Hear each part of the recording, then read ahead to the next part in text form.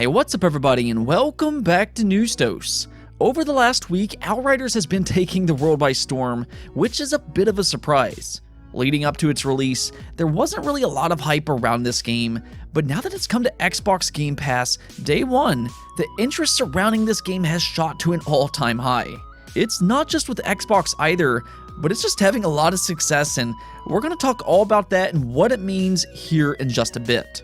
Also, PlayStation might be getting a high-profile exclusive from a very talented third-party developer, and this one is definitely worth paying attention to, so stay tuned for that as well. To start this week off though, we have some other things to go over, including Monster Hunter Rise. I mean, if we're talking about success stories today, we surely have to talk about Monster Hunter Rise. Now, last week, Monster Hunter Rise went on to sell 4 million copies in just a few days, which is absolute insanity for a third-party game on the Nintendo Switch. You don't usually see those type of numbers for a third-party game on a Nintendo device, but of course most games aren't exactly Monster Hunter. I think this was overall kind of expected, but since that point it went on to sell another 1 million units, putting it at 5 million total in about a week and a half. Now, to just kind of put into perspective and how impressive this truly is, Monster Hunter World sold 6 million in 2 weeks. However, that was available on 2 devices, the Xbox One and the PS4. Meanwhile, Rise is keeping pace on a singular device. It will likely fall just shy of 6 million compared to World in its first 2 weeks, but this goes to show you the power of the Switch and Monster Hunter. Monster Hunter World was kind of the game to catapult Monster Hunter into more of a worldwide appeal, so we have seen interest in the franchise pretty dramatically increase after World's release. It went on to sell 16 plus million units worldwide, but this franchise has always been huge in Japan, and the Switch is the perfect console for the Japanese market. They do love their handheld consoles, so Monster Hunter Rise is a dream game for Japan. After playing it though, it just feels great. It's a little bit more streamlined this time, with a faster pace to it, and better overall traversal. It makes the overall game easier to jump into, and it just feels snappier. So far, it's probably one of the best games to release this year, and very well could be a Game of the Year contender when all said and done. Now, my personal Game of the Year so far is It Takes Two, but Rise is another excellent game that I'm greatly enjoying so far. If you're playing it as well, let me know your thoughts on Monster Hunter Rise in the comments below. And speaking of Nintendo, a fan-made project started to appear on social media over the weekend, Metroid Prime 2D. I don't usually talk about fan-made projects, but this one is a special case. It looks really good, as in first-party quality good. So Metroid Prime 2D is a remake of the original Metroid Prime in 2D format using their own created engine, which looks very appealing. The art direction is superb, and it's probably the best-looking Metroid project I've seen in a very long time. Of course, Samus Returns released on the 3DS a few years ago, which was a great game, but something about this project really hits home with me personally. The atmosphere and overall design is masterfully done. Well, it's apparently been in development for about 17 years, and they decided to go ahead and release a short, playable demo.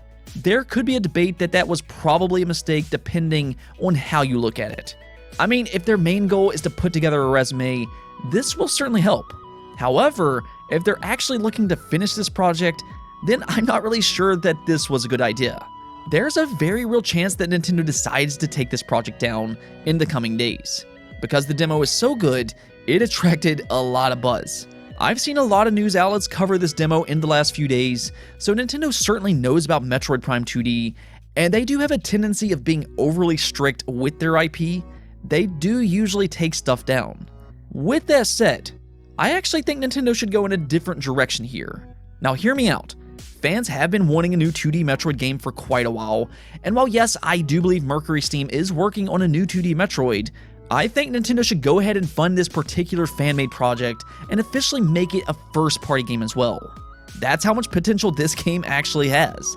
Yeah, that's right, Nintendo, just go ahead and make this happen. I can't really imagine it would cost that much to do, and you're essentially remaking one of the more popular and well-received Metroid games in the entire franchise with a completely new perspective. We'll see what happens with all this though. It sadly probably will get taken down, but if you get the chance, you might want to go download that Metroid Prime 2D demo. It might be your only chance to play this game. Next up, another Xbox event might be taking place sometime in the coming weeks. This is coming from Mary Jo Foley from ZDNet, so this is not directly coming from Microsoft themselves. For the time being, you can mark this one down as a rumor until officially confirmed. However, this event will apparently be linked to the Microsoft Build Conference, where they will have several smaller digital type of events, one of which will be what's next in gaming. So if this does indeed happen, don't go in expecting some kind of huge game reveals or anything like that, but we still could get some cool reveals here. Xbox is always working on new features for Xbox, and they could show things like that here, and if they do, I of course will let you know. What I do know for a fact though, is that the Xbox marketing team has been on fire here recently. It seems like on an almost weekly or even daily basis at times, they have one huge announcement after another. I mean, it's just a constant stream of announcements, whether that be with hardware, Xbox Game Pass games, or features, they have something to talk about. Just as an example, we still haven't gotten the first half of the April lineup for Xbox Game Pass. Then they have the Age of Empires event, I believe that's on the 10th, and then you also have the What's Next in Gaming event. Like I said, it's just a constant stream of reveals, and that's very smart with them staying in the news the way they are. Now, while we're on the topic of Xbox, Outriders launched into Xbox Game Pass just a few days ago on April 1st. And since its launch, it's had some well-documented networking issues. Its servers have been absolutely hammered, and they just cannot seem to keep up with all of the online activity. They were not prepared for the amount of success it's had so far, and about that. Outriders has already made it into the top 10 most played games on Xbox, and that is incredible for new IP. You don't usually see that, but it goes beyond just Xbox. Outriders is also having a lot of success on Steam, where it's reached a new high of 125,000 concurrent players. I mean, once again, this is a new IP, and it is exceeding all expectations. I mean, we've known about Outriders for a while and everything, but since it was revealed to be an Xbox Game Pass Day 1 title, I have noticed a lot more interest in this game. I'm not sure how much that affected its success on Steam per se, but it clearly shows on Xbox with it already being a top 10 most played game. That right there is the power of Xbox Game Pass, where it seems most Xbox players are playing as expected. Over in the UK, 83% of all physical units of Outriders sold were on PlayStation, which shows you Xbox Game Pass is putting in the work. I know it's frustrating with its networking issues and everything, but this is a great thing for a day one release, as it allows millions of players to jump into a new game, and that does a few different things. Yes, it does immediately inject a community into a multiplayer game, as shown being a top 10 played game on Xbox, but it also gets that word of mouth moving. And this is one of the reasons you are seeing publishers bring their games into Xbox Game Pass day one. We're starting to see some real success stories, and I think we're witnessing that once again with Outriders. What makes this one so interesting though is that it's a AAA game as opposed to a smaller independent game. We'll have to see if more games like that choose to launch into Xbox Game Pass day one going forward. With that said though, those rumors of Square Enix bringing more games to Xbox Game Pass, this certainly helps out with that. Seeing numbers like this, I'm pretty sure Square Enix is happy with the results. That's also a good sign for Japanese games to come over to Xbox. It's no coincidence that Square Enix, Capcom, and Sega have all released big IP into Xbox Game Pass. I think we are starting to see the Xbox fanbase lean into those Japanese games as they get to try them in Xbox Game Pass. Regardless, big congrats to the studio People Can Fly. I know you all have been hard at work trying to keep Outriders online stable, but that's an early sign of success and you all definitely earned it. You all deserve a big congrats, so great job on all the success you've had with Outriders so far. Next up, let's talk about PlayStation. Sony revealed the PlayStation Now April lineup today, and it's a pretty solid lineup when you first look at it. So let's check out what they have in store for you PlayStation Now subscribers. You'll get Marvel's Avengers, Borderlands 3, and Long Dark. Those are some really good games, which is why I said, at first look, this is a solid lineup. However, you always have to read the fine print, and Marvel's Avengers will only be available for 3 months, and Borderlands 3 will leave in September. That is not a long period of time to play these games, especially for a subscription service. It's hard to play through a lot of games in a short period of time. While I do think PlayStation Now has improved pretty dramatically in the last few years, I think they still need to find a way to keep these games in for a longer period of time.